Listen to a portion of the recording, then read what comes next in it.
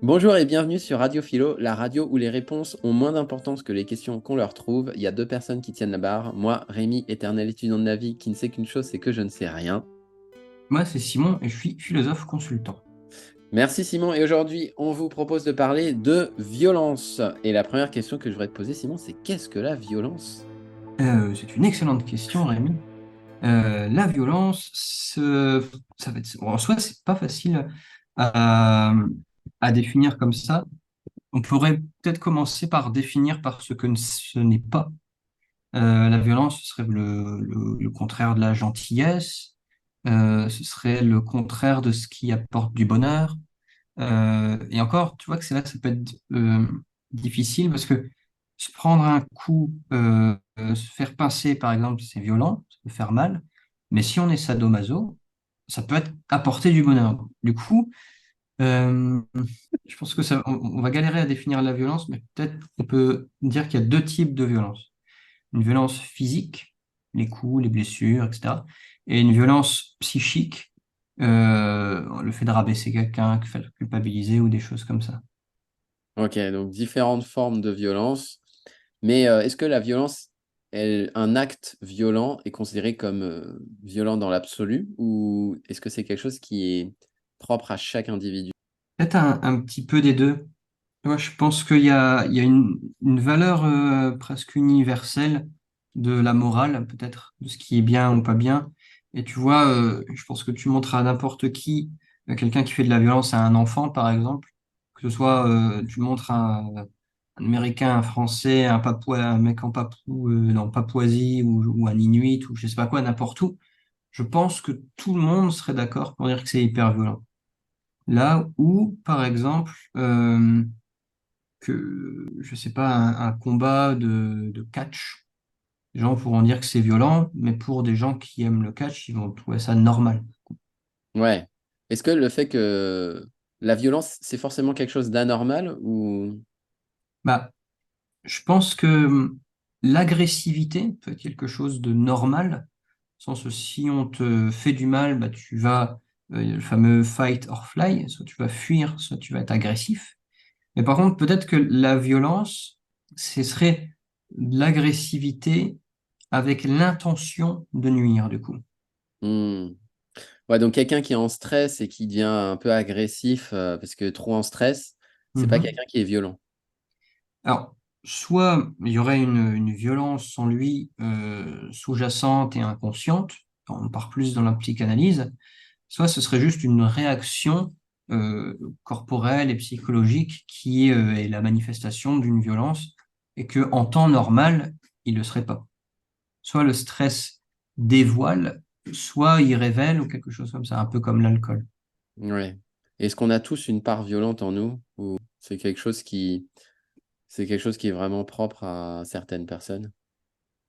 Je pense qu'on a tous un peu en ce que Freud appelait une pulsion de mort, un thanatos, on va tous tendre vers comme un besoin de détruire, j'ai l'impression. Je sais pas si c'est inhérent à l'espèce humaine, mais j'ai l'impression que oui, on a tous une forme de violence en nous. Pas forcément envie de tuer son voisin ou quoi que ce soit, mais des conduites addictives ou la prise de risque ou des choses comme ça. D'accord. Ouais, donc le fait de prendre des risques, ça serait quelque chose de violent finalement? Bah, peut-être envers soi, tu vois. Hmm. Ouais, et j'ai l'impression que l'acte de violence est quand même pas mal relié à l'acte de mort. Ça veut pas dire une mort physique, Mhm. mais ça peut être si j'insulte quelqu'un, Mhm. est-ce que ça veut pas dire quelque part que je veux tuer une partie de cette personne-là? Que je veux tuer Bah, une partie qui me blesse ou c'est pour ça que je réagis comme ça? Hmm. Bah, je pense en tout cas, tu vois, si on reprend finalement ce qu'on pourrait définir comme violent, qui est une agressivité physique ou morale avec l'intention de nuire, je pense que ouais, si tu prends les gens en voiture, ils s'insultent de tous les noms et ils disent va crever. Enfin, c'est pas. Si tu vois, il prend une course de chevaux, le cheval qui dépasse l'autre, il dit pas hey, va te faire enculer. Enfin, je sais pas, des trucs. Ou un guépard qui court avec un autre guépard, il va pas lui dire ah, enculé, va foutre, etc. Je vais te croquer, ou je sais pas quoi. Ouais. Ouais, Donc, ouais, euh, pourtant, Un cheval peut être agressif, un léopard peut être agressif aussi, mais pas forcément avec cette intention délibérée de nuire, quoi. Ouais, d'accord. Donc en fait, on en revient à cette notion d'intention. La violence est directement liée à l'intention quand même. Bah, je pense, en tout cas. Et par exemple, tu prends sur une plage de nudistes, tu as des gens qui se promènent à poil et tu as d'autres personnes qui voient ça et qui font ah putain, je suis choqué. Ouais. Ça me choque. Est-ce que le fait d'être choqué, c'est lié à la violence ou c'est autre chose? Non, je pense que c'est une forme de pattern interrupt dans la réalité de ces personnes-ci, ou pour ces personnes-ci qui se sentent choquées, bah, tout le monde doit être habillé. Ouais, mais là, pour le Puis, coup, c'est pas violent alors. bah, ils peuvent subir un choc, on va dire, violent pour eux. C'est la rencontre, du coup, entre leur réalité, on va dire, imaginaire, dans leur croyance, leur lecture du monde, face à la nudité de ces personnes-ci, donc de cette autre lecture du monde qui est violent. Ouais, d'accord. Donc c'est vraiment une notion relative, hein. C'est Ouais. mon référentiel par rapport à un autre référentiel. Si l'écart est trop grand, ça peut être perçu comme violent. Mhm. C'est le choc des... Il y avait un livre comme ça, je crois, c'était le Choc des choc. titans. Ouais, il y a ça. Ah, c'est ça, Mais je crois. Zana. Non, je crois que c'est là un livre, Huxley, je sais plus, Le choc des civilisations ou quelque chose comme ça. C'est un livre qui a fait beaucoup parler de lui dans les années 90. Où on l'a traité de facho et tout, peut-être à juste titre, hein, mais il expliquait c'est là-dedans, je crois qu'il y a la théorie du grand remplacement. Justement, il y a la fin de l'Europe occidentale avec tout son historique, je vais dire, judéo-chrétienne, et qui s'abaisse et du coup va être confronté à plutôt il appelait ça la montée de l'islam ou des choses comme ça, et qu'il y aura un choc de civilisation, etc., etc. Bah là, pour des, pour des personnes qui vivent selon ces mœurs-ci, oui, il y a une forme de violence, mais elle est ni dans l'un ni dans l'autre, mais dans la rencontre entre ces deux cultures. Hmm. Ouais, donc si on résume un peu ce qu'on a dit, la violence, c'est quelque chose qui est un peu inhérente à la nature humaine. C'est une forme de pulsion de mort. Et à travers les âges, j'ai l'impression que ça s'est matérialisé sous des formes différentes. Euh, Mhm. Avant, ça pouvait être le fait de se faire la guerre. Ouais. Aujourd'hui, j'ai l'impression que cette violence, on pourrait croire qu'elle a un peu disparu ou qu'elle s'est réduite, mais est-ce que ça se retrouverait pas dans le sport aujourd'hui ou dans d'autres formes de compétition plus subtiles, moins visibles? Mhm. Bah, en tout cas, je sais qu'au fur et à mesure, on va dire c'était le sociologue Norbert Elias qui parlait de ça, qui a une forme chez Freud, il y a le surmoi, où c'est un peu l'idéal du moi, en gros. Tu as le ça qui est notre inconscient, toutes les pulsions les moins sociables, etc. Tu as le moi qui essaye de se dépatouiller entre tout ça, et le surmoi qui est comme un adulte symbolique qui va te dire non, fais pas ça, te balade pas à poil, va mettre un pantalon. Et dit que au fur et à mesure que l'humanité avance dans son temps, il y a toujours plus de surmoi, du coup. Notamment, normalement, on ne torture plus les gens. Hmm. On n'a plus la peine de mort. Les... Et même quand on l'avait, c'est plus tranché en petits morceaux, comme, je sais pas, vous pouvez peut-être le faire avant, je sais pas trop quoi. Et Mais ouais, juste pour rappel, le surmoi, c'est, si tu me corriges si je me trompe, c'est une vision idéale de nous-mêmes, c'est ça? ouais, une vision idéale de nous-mêmes dans la société. Ok, donc il y a beaucoup plus de visions idéales de nous-mêmes qu'avant. Ouais, en tout cas, elle est beaucoup plus coercitive. Beaucoup plus, tu vois, on va pas faire de vagues, on va pas se mettre à rire en pleine rue, alors que on va pas, on va faire attention au jugement des autres, à notre apparence, on va éviter je sais pas, de péter en public ou des trucs comme ça. Là où peut-être qu'au Moyen Âge, c'était dans les mœurs. J'en sais rien, je suis pas expert du Moyen Âge. Mais on a toujours cette vision comme dans Les Visiteurs, tu vois. T'as amené où est la ripaille, où est la gueuse, etc. Tu vois. on a cette vision aussi du Moyen Âge qui est sans doute faux, hein, mais par rapport à aujourd'hui, normalement, tu vas au resto, les gens sont à peu près propres. Ouais. Et donc, parce qu'il y a toujours eu cette... alors, les gens voient ça comme une sagesse, mais en plus, en fait, c'est plus de répression de notre nature profonde. Et c'est pour ça qu'il y a de plus en plus, là, tu vois, tu parlais de la violence, il y a on en vient moins vite aux mains dans les confrontations, on va plus. Mais par contre, il y a une énorme violence symbolique et de plus en plus, je pense, en tout cas, de violence envers nous-mêmes de par cette répression de nos pulsions violentes. Hmm. Et si on retient trop cette violence en nous, qu'est-ce qui se passe? Moi, je pense que c'est un profond mal-être. Ça peut être ça, soit ça va être un profond mal-être, on va mener une guerre intestine envers nous-mêmes pour tout contrôler. Soit on va se mettre un jour à péter un câble et tout détruire, tout envoyer bouler Cocotte minute, quoi. ouais. Bombe à retardement. Mhm. Et c'est là où tu peux mettre, imagine, tu vois, tu réprimes tes pulsions, même tes plus bas instincts, des fois à juste titre, hein, mais tu ne les sublimes pas à travers quelque chose, tu vois, genre l'art, le sport ou quelque chose, un exutoire, quoi, qui te permet d'enlever toutes tes pulsions et ton besoin d'être. Et peut-être qu'à un moment, tu vas péter un câble et tout envoyer bouler, insulter ton patron, enfin vraiment les gros pétages de câble comme on peut voir des fois. Ouais, donc la violence, c'est quand même hyper important de la canaliser, hein, parce que Mhm. sinon, ça peut nous faire n'importe quoi, là. Bah, tu vois, on a un peu l'image des. Voilà, on va prendre Bertrand, 45 ans, ça fait 20 ans qu'il est expert comptable dans une petite PME. Je vais partir dans le cliché, hein, mais sa femme lui parle comme un chien, lui dit, mais Bertrand, t'es nul, tu ne sais même pas comment on pourrait dire ça poliment. Je prends plus mon pied avec toi, enfin des trucs comme ça, parce qu'il est toujours un peu comme ça. À un moment, ça va faire vraiment, il prend tout sur lui, il digère tout, etc. À un moment, il peut péter un câble et flanquer une droite à son boss qui lui dit, ah, bah, t'es encore en retard, Bertrand. Nanana. C'est là où il peut péter un câble et tout détruire et devenir hyper méga violent. C'est un peu à l'American Psycho. Parce que tu as réprimé, parce que quelque part, tu t'es pas respecté non plus.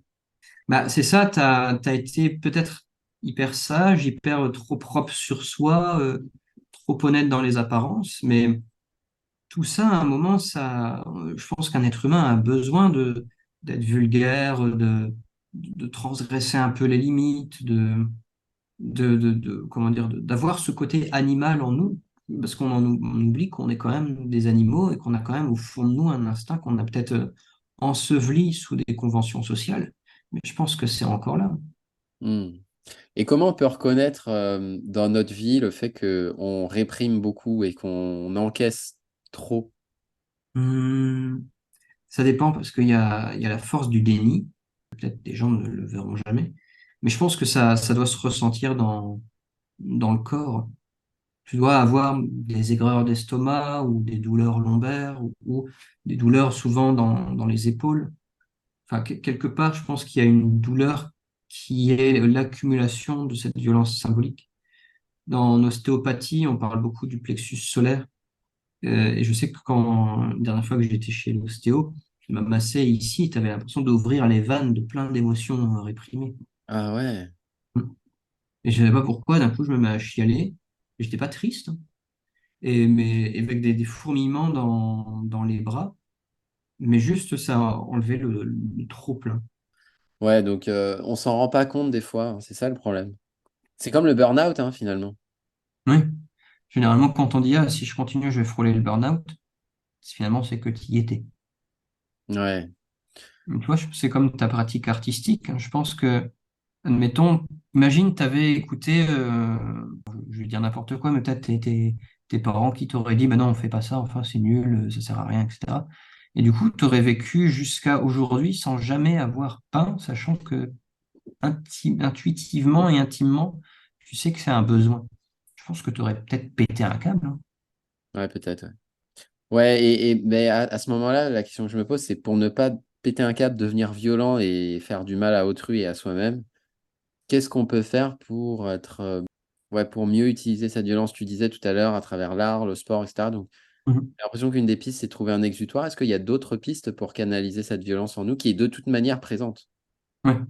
Oui, alors, peut-être que en tout cas, moi, je suis sûr qu'elle est présente chez nous, cette violence, mais c'est le côté animal.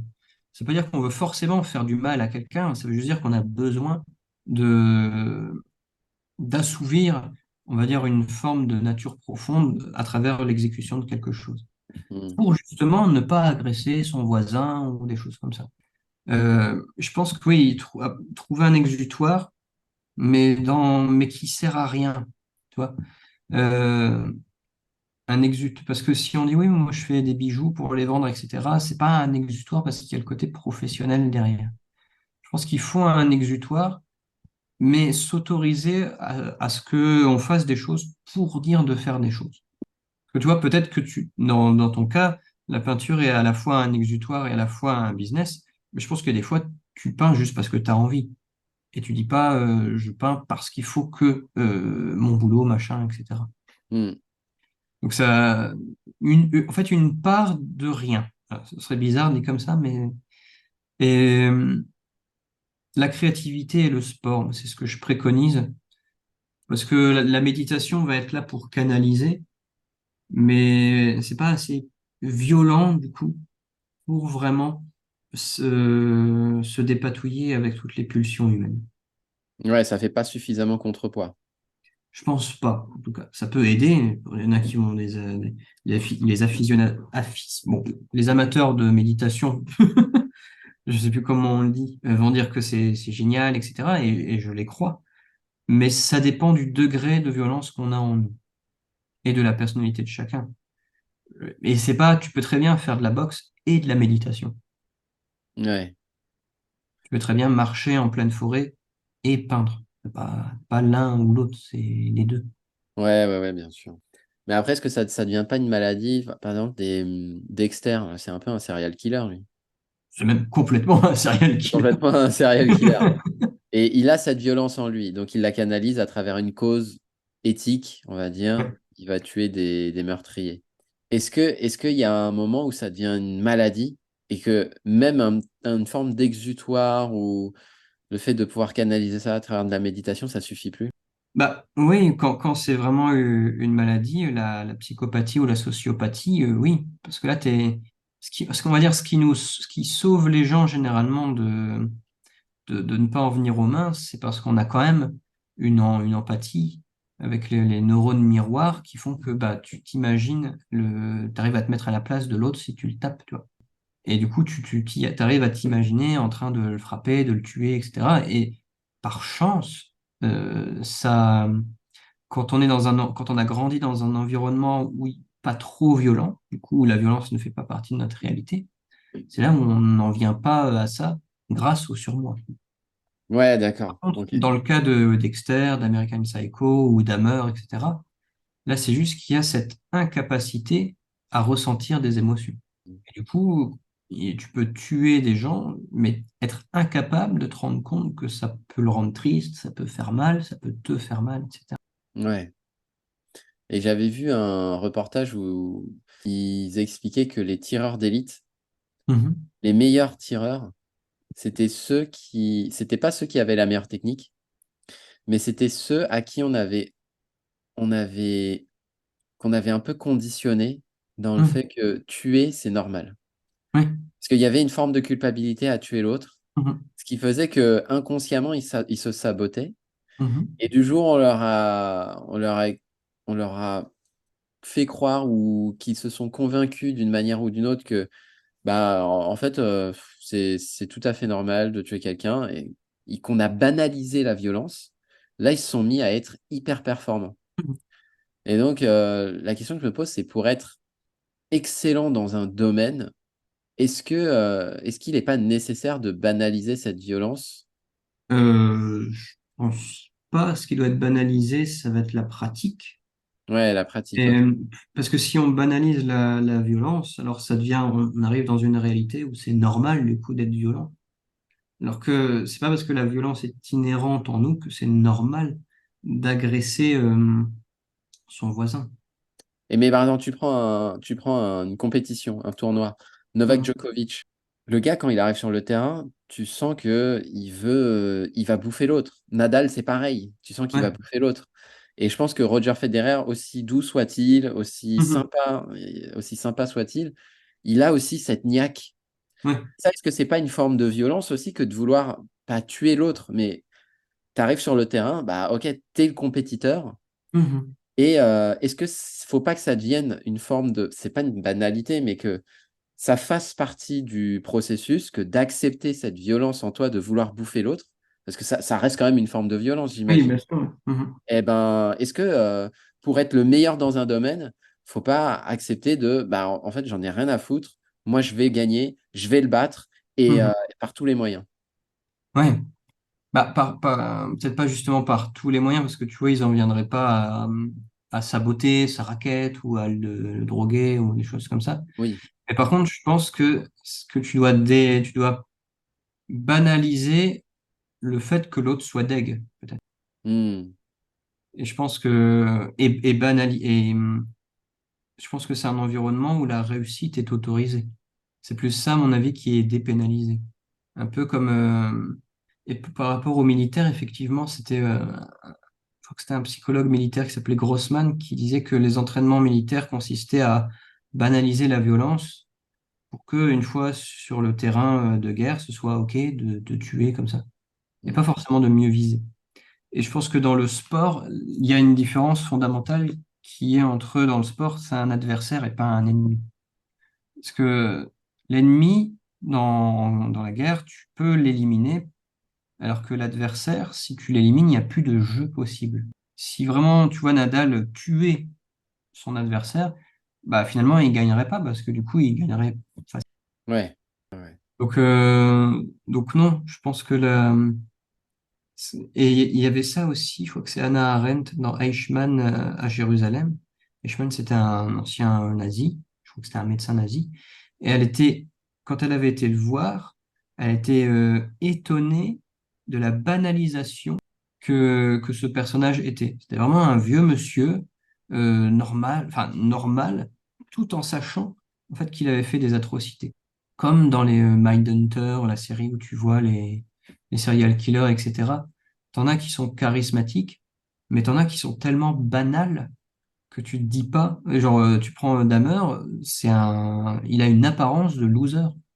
Et pourtant, il a fait toutes les atrocités qu'il a fait. Hmm. Eh ben, fait flipper, hein? Ouais. Ouais, non, mais carrément, et tu le vois des fois au JT, des trucs, ils ont arrêté, je sais pas, un tueur en série ou quoi que ce soit, et les voisins, ils disent, bah, on comprend pas, c'était un gentil monsieur, alors qu'il a tué sa femme et ses enfants. Ah, jamais on se serait douté, il disait toujours bonjour en sortant sa poubelle. Et c'est ça qui est affreux, c'est pas le Joker dans Batman. Là, tu te dis, oui, il est bizarre, mon voisin, par contre, à toujours sourire comme Il ça. s'est tailladé, là, il s'est C'est tailladé un la peu chelou bouche. quand même, je m'en méfie, je lui confierai pas mes gosses. Mais c'est ça qui est assez fou. Et c'est pour ça que le problème, et là, c'est qu'il y a un paradoxe où peut-être que je me trompe en disant qu'on a une violence en nous, mais je pense que ce qui est violent, c'est la part animale en nous d'agressivité. Et ce qui est violent, c'est le fait de vouloir la contrôler alors qu'elle n'est pas contrôlable. On doit plutôt l'apprivoiser. Et c'est là où on passe d'une violence, on va dire, animale à une violence humaine qui est plutôt avec l'intention de faire du mal délibérément.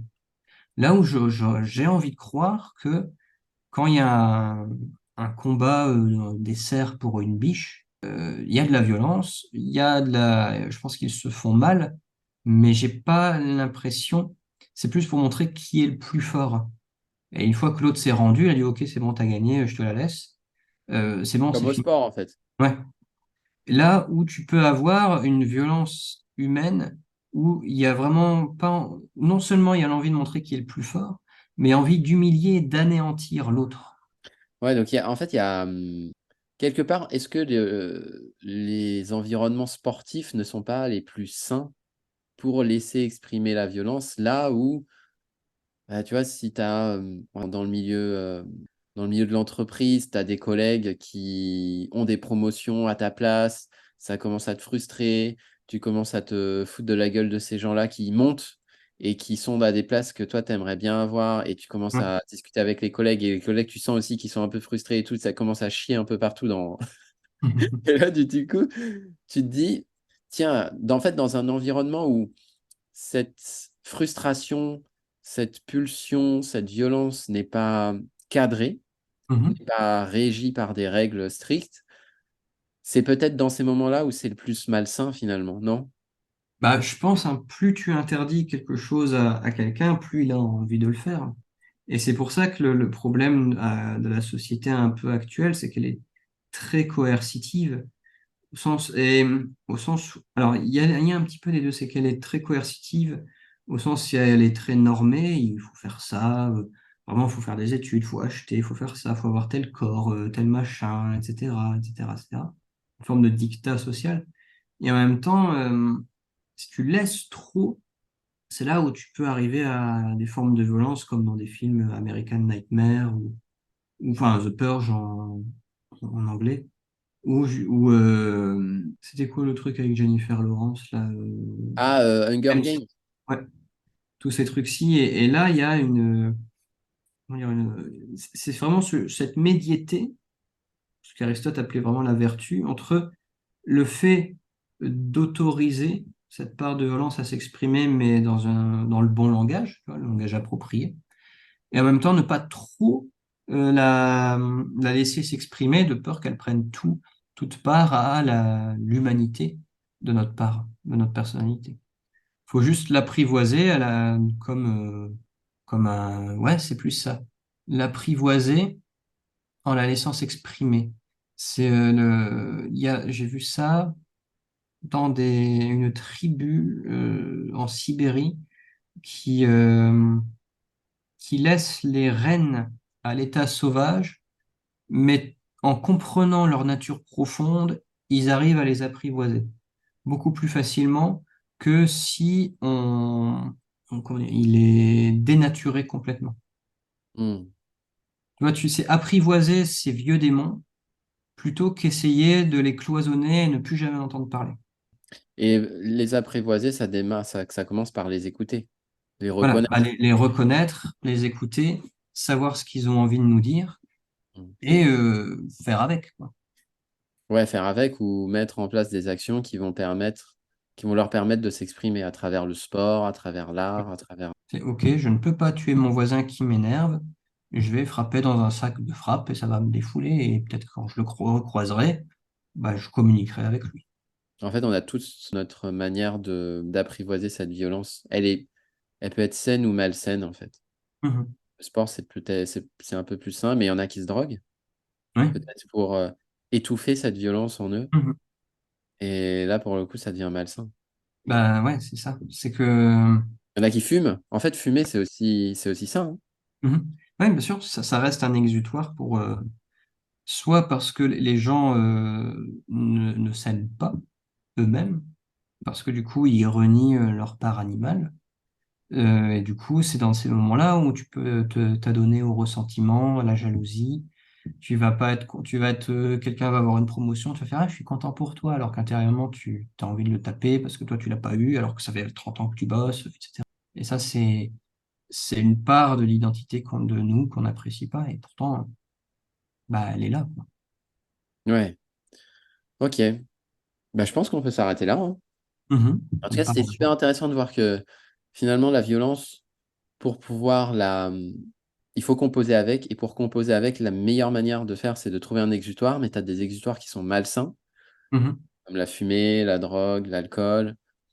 Et tu as des exutoires qui sont plutôt sains, comme le sport, l'art. En fait, quelque part, j'ai l'impression que c'est toute activité qui te permet de t'évader et d'être pleinement toi-même Mhm. sans pour autant, sans pour autant te faire du mal. C'est ça. Ok, bah merci pour avoir écouté cet épisode jusqu'au bout. Sachez que cet épisode est présent également sur toutes les plateformes de podcast. Merci et à bientôt. Salut.